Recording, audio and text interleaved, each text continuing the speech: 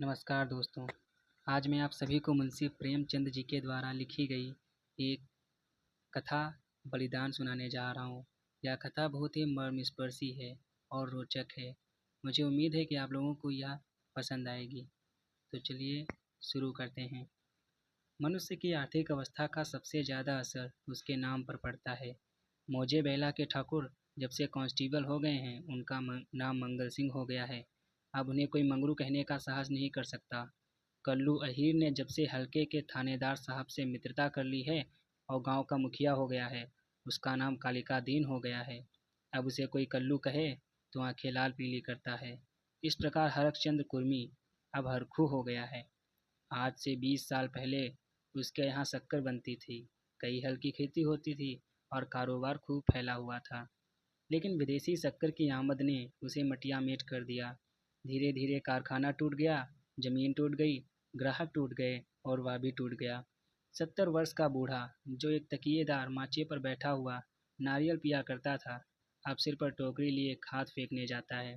परंतु उसके मुख पर अब भी एक प्रकार की गंभीरता, बातचीत में अब भी एक प्रकार की अकड़, चाल ढाल में अब भी एक प्रकार का स्वाभिमान भरा हुआ है। इन पर काल की गति का प्रभाव नहीं पड़ा। रस्सी जल गई पर बल नहीं टूटा। भले दिन मनुष्य के चरित्र पर सदैव के लिए अपना चिन्ह छोड़ जाते हैं। हरखू के पास अब केवल 5 बीघा जमीन है, केवल 2 बैल हैं, एक हल की खेती होती है।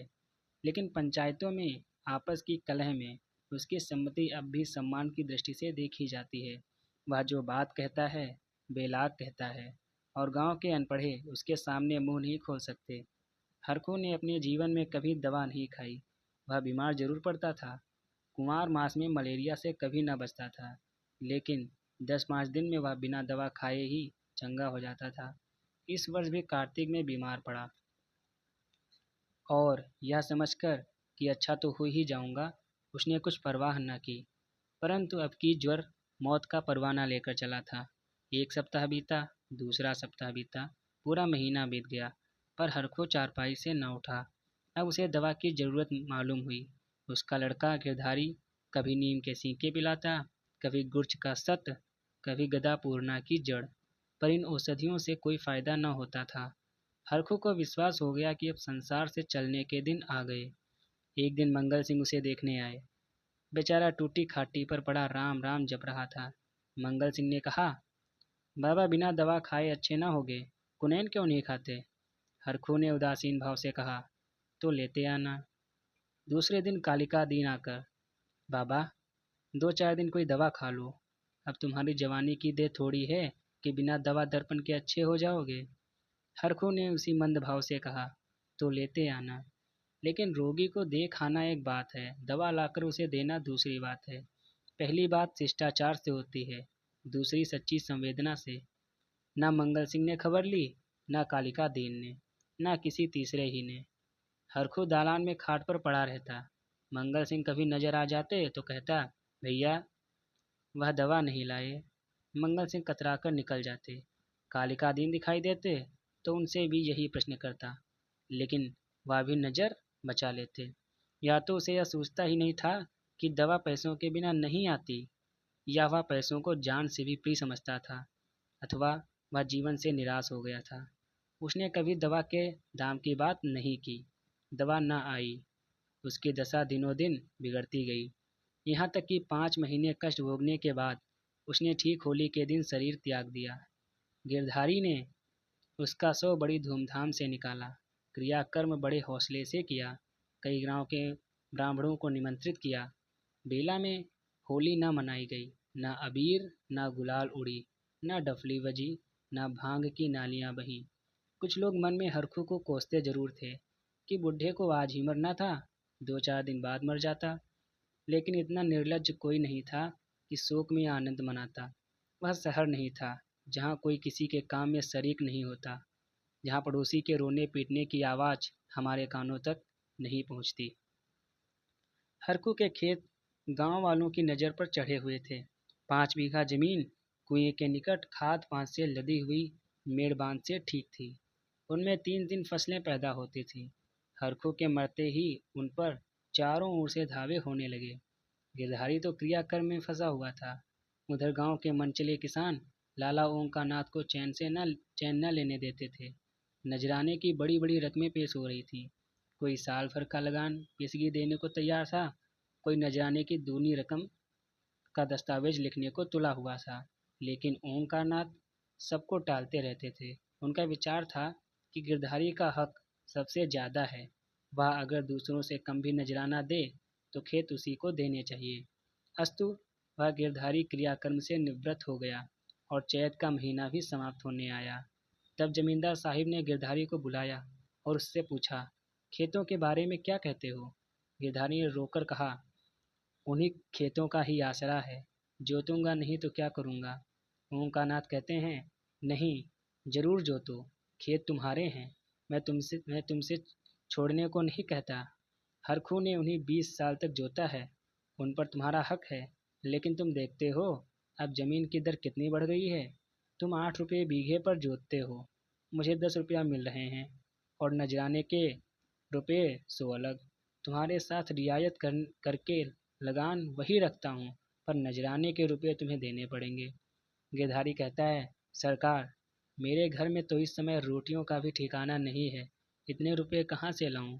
जो कुछ जमा जथा थी दादा के काम में उठ गई।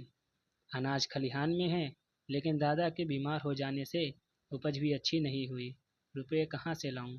ओंकारनाथ जी कहते हैं, यह सच है, लेकिन मैं इससे ज़्यादा रियायत नहीं कर सकता। गिरधारी कहता है, नहीं सरकार, ऐसा ना कहिए, नहीं तो हम बिना मारे मर जाएंगे। आप बड़े होकर कहते हैं तो बैल बधिया बेचकर 50 रुपया कर सकता हूँ, इससे बेसी की हिम्मत नहीं पड़ती। ओंकारनाथ चिढ़कर बोले, तुम समझते होगे कि हम ये रुपये लेकर घर में रख लेते हैं और चैन की बंसी बजाते हैं, लेकिन हमारे ऊपर जो कुछ गुजरती है हम ही जानते हैं। कहीं यह चंदा, कहीं वह इनाम, इनके मारे कुचूमर निकल जाता है। बड़े दिन में सैकड़ों रुपये डालियों में उड़ जाते हैं। जिसे डाली ना दो वही मुंह फैला फुलाता है। जिन चीज़ों के लिए लड़के तरस कर रह जाते हैं उन्हें बाहर से मंगाकर डालियों में सजाता हूँ। उस पर कभी कानूनगो आ गए, कभी तहसीलदार, कभी डिप्टी साहब का लश्कर आ गया। सब मेरे मेहमान होते हैं। अगर ना करूं तो नक्कू बनूं और सबकी आंखों में कांटा बन जाऊं।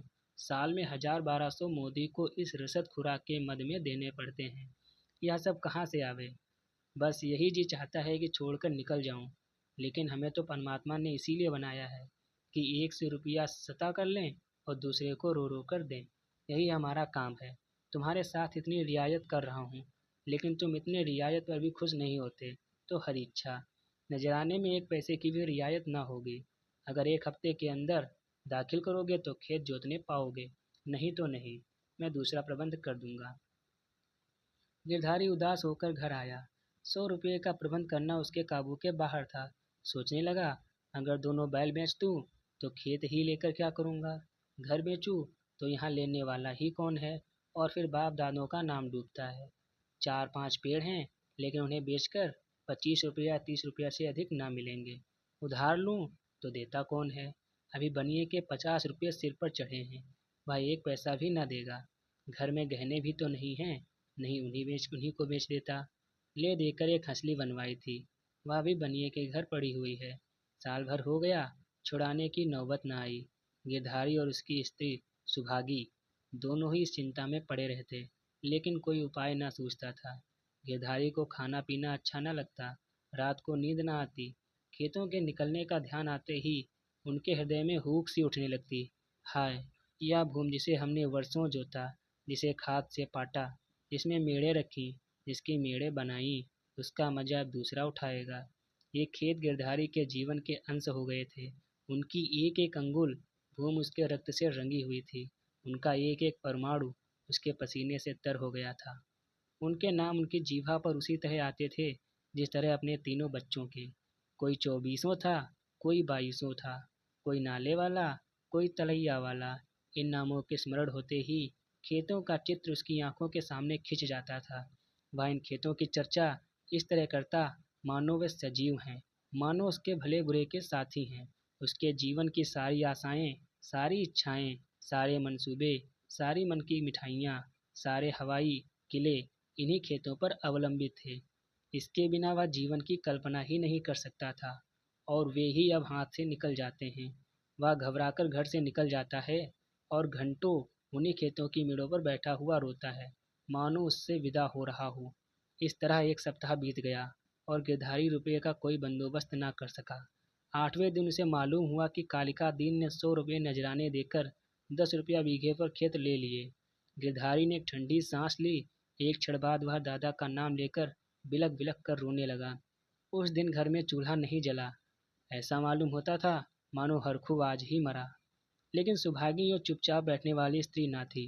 वह क्रोध से भरी हुई कालिका दीन के घर गई और उसकी स्त्री को खूब लथेड़ा। कलका बानी आज का सेठ, खेत जोतने चले हैं। देखें कौन मेरे खेत को हल से जोतता है, अपना और उसका लोहू एक कर दूं। पड़ोसियों ने उसका पक्ष लिया। सब तो हैं, आपस में यह चढ़ा उतरी नहीं करनी चाहिए। नारायण ने धन दिया तो क्या गरीबों को कुचलते फिरेंगे। सुभागी ने समझा मैंने मैदान मार लिया। उसका चित्त शांत हो गया। किंतु वही वायु जो पानी में लहरें पैदा करती है, वृक्षों को जड़ से उखाड़ डालती है। सुभागी तो पड़ोसियों की पंचायत में अपने दुखड़े रोती और कालिकादीन की स्त्री से छेड़-छेड़ लड़ती। इधर गिरधारी अपने द्वार पर बैठा हुआ सोचता, अब मेरा क्या हाल होगा, अब वह जीवन कैसे कटेगा, ये लड़के किसके द्वार पर जाएंगे। मजदूरी का विचार करते ही उसका हृदय व्याकुल हो जाता। इतने दिनों तक स्वाधीनता और सम्मान का सुख भोगने के बाद अधम चाकरी की शरण लेने के बदले वह मर जाना अच्छा समझता था। वह अब तक गृहस्थ था। उसकी गणना गांव के भले आदमियों में थी। उसे गांव के मामले में बोलने का अधिकार था। उसके घर में धन न था पर मान था। नाई, बढ़ई, कुम्हार, पुरोहित, भाट, चौकीदार, ये सब उसका मुंह ताकते थे। अब वह मर्यादा कहाँ। अब कौन उसकी बात पूछेगा, कौन इसके द्वार पर आवेगा। अब उसे किसी के बराबर बैठने का, किसी के बीच में बोलने का हक नहीं रहा। अब उसे पेट के लिए दूसरों की गुलामी करनी पड़ेगी। अब पहर रह, रहा अब अब पहर रात रहे, कौन बैलों को नींद में लगावेगा। वह दिन अब कहाँ, जब गीत गा गा कर हल चलाता था। अपने लहलहाते हुए खेतों को देखकर फूला न समाता था। खलिहान में अनाज का ढेर सामने रखे अपने को राजा समझता था। अब अनाज के टोकरे भर भर कर कौन लावेगा। अब खत्ते कहाँ, पखार कहाँ। यही सोचते सोचते गिरधारी की आंखों में आंसू की झड़ी लग जाती थी। गांव के 2-4 सज्जन जो कालिका दीन से जलते थे, कभी कभी गिरधारी को तसल्ली देने आया करते थे, पर वह उनसे भी खुलकर ना बोलता। उसे मालूम होता था कि मैं सबकी नज़र में गिर गया हूँ। अगर कोई समझाता कि तुमने क्रियाक्रम में व्यर्थ इतने रुपये उड़ा दिए तो उसे बहुत दुख होता। वह अपने उस काम पर जरा भी न पछताता। मेरे भाग्य में जो लिखा है वह होगा। पर दादा के ऋण से उऋण हो गया। उन्होंने अपनी जिंदगी में 4 बार खिलाकर खाया। क्या मरने के पीछे इन्हें पिंडे पानी को तरसाता। इस प्रकार 3 मास बीत गए और आषाढ़ आ पहुंचा। आकाश में घटाएं आई, पानी गिरा। किसान हल जुए ठीक करने लगे। बढ़ई हलों की मरम्मत करने लगे। गिरधारी पागल की तरह कभी घर के भीतर जाता, कभी बाहर आता।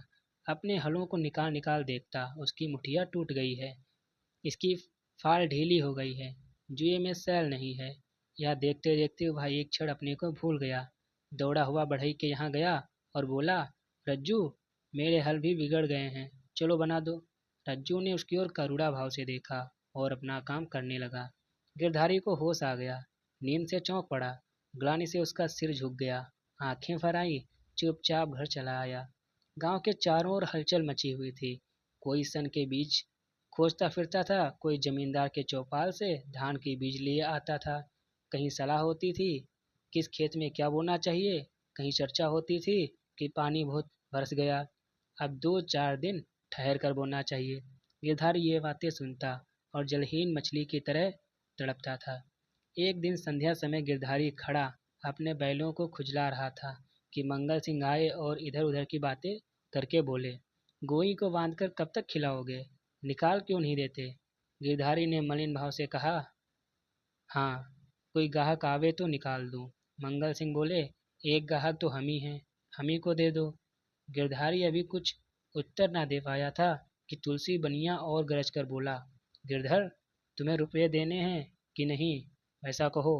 3 महीने से हीला हवाला करते चले आ रहे हो, अब कौन खेती करते हो कि तुम्हारी फसल को अगोरे बैठे रहें। गिरधारी ने दीनता से कहा, साह, जैसे इतने दिनों माने हो, आज और मान जाओ, कल तुम्हारी एक एक कौड़ी चुका दूंगा। मंगल और तुलसी ने इशारों से बात की और तुलसी भुनभुनाता हुआ चला गया। जब गिरधारी मंगल सिंह से बोला, तुम इन्हें ले लो तो घर के घर ही रह जाएं, कभी कभी आंख से देख लिया करूँगा। मंगल सिंह बोले, मुझे अभी तो ऐसा कोई काम नहीं, लेकिन घर पर सलाह करूँगा। गिरधारी बोला, मुझे तुलसी के रुपये देने हैं, नहीं तो खिलाने को तो भूसा है। मंगल बोला, यह बड़ा बदमाश है, कहीं नालिश न कर दे। सरल हृदय गिरधारी धमकी में आ गया। कार्यकुशल मंगल सिंह को सस्ता सौदा करने का यह अच्छा अवसर मिला। 80 रुपये की जोड़ी 60 रुपये में ठीक कर ली। गिरधारी ने अब बैलों को न जाने किस आशा से बांध कर खिलाया था। आज आशा का वह कल्पित सूत्र भी टूट गया। मंगल सिंह गिरधारी की खाट पर बैठे रुपये गिन रहे थे और गिरधारी बैलों के पास विषाद में नेत्रों से उनके मुंह की ओर ताक रहा था। आह, यह मेरे खेतों के कमाने वाले, मेरे जीवन के आधार, मेरे अन्नदाता, मेरी मान मर्यादा की रक्षा करने वाले, जिनके लिए पहर रात से उठकर छांटी काटता था, जिनके खली दाने की चिंता अपने खाने से ज़्यादा रहती थी, जिनके लिए सारा घर दिन भर हरियाली उखाड़ा करता था, ये मेरी आशा की दो आंखें, मेरे इरादे की दो तारें, मेरे अच्छे दिनों की दो चिन्ह, मेरे दो हाथ अब मुझसे विदा हो रहे हैं। जब मंगल सिंह ने रुपये गिनकर रख दिए और बैलों को ले चले, तब गिरधारी उनके कंधों पर सिर रखकर खूब फूट फूट कर रोया। जैसे कन्या मायके से विदा होते समय माँ बाप के पैरों को नहीं छोड़ती, उसी तरह गिरधारी इन बैलों को न छोड़ता था। सुहागी भी दालान से खड़ी रो रही थी और छोटा लड़का मंगल सिंह को एक बांस की छड़ी से मार रहा था।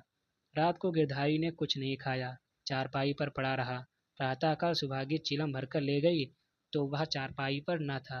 उसने समझा कहीं गए होंगे, लेकिन जब 2-3 घड़ी दिन चढ़ा आया और वह न लौटा तो उसने रोना धोना शुरू कर दिया। गांव के लोग जमा हो गए, चारों ओर खोज होने लगी, पर गिरधारी का पता न चला। संध्या हो गई, अंधेरा छा रहा था। सुहागी ने दिया जलाकर गिरधारी के सिरहाने रख दिया और बैठी द्वार की ओर ताक रही थी कि सहसा उसे पैरों की आहट मालूम हुई। सुहागी का हृदय धड़क उठा।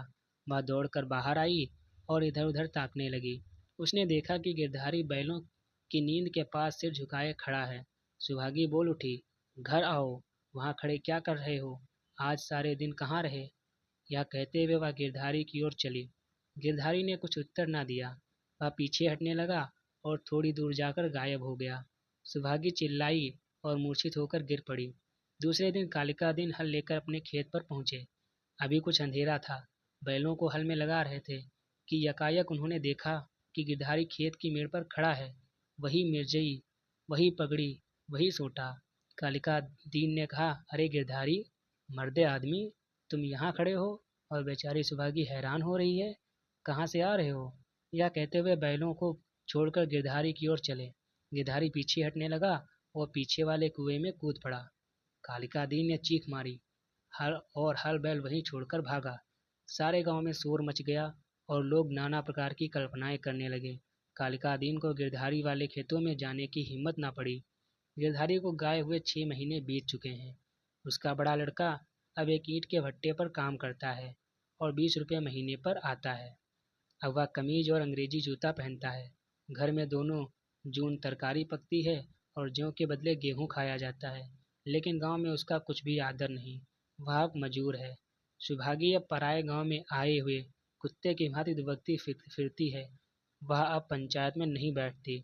वह अब मजूर की माँ है। कालिका दीन ने गिरधारी के खेतों से इस्तीफा दे दिया है, क्योंकि गिरधारी अभी तक अपने खेतों के चारों तरफ मंडराया करता है। अंधेरा होते ही वह मेड़ पर आकर बैठ जाता है और कभी कभी रात को उधर से उसके रोने की आवाज़ सुनाई देती है। वह किसी से बोलता नहीं, किसी को छेड़ता नहीं। उसे केवल अपने खेतों को देखकर संतोष होता है। दिया जलने के बाद उधर का रास्ता बंद हो जाता है। लाला ओंकारनाथ बहुत चाहते थे कि ये खेत उठ जाएं, लेकिन गांव के लोग अब उन खेतों का नाम लेने से डरते हैं। तो यह थी बलिदान कथा, जिसे मुंशी प्रेमचंद जी के द्वारा लिखी गई है। यदि आपको यह कथा पसंद आई हो तो हमारे चैनल को सब्सक्राइब करें, लाइक करें और शेयर करें, ताकि आने वाले जो अगले वीडियोस हैं वो आपको समय पर मिलते रहें।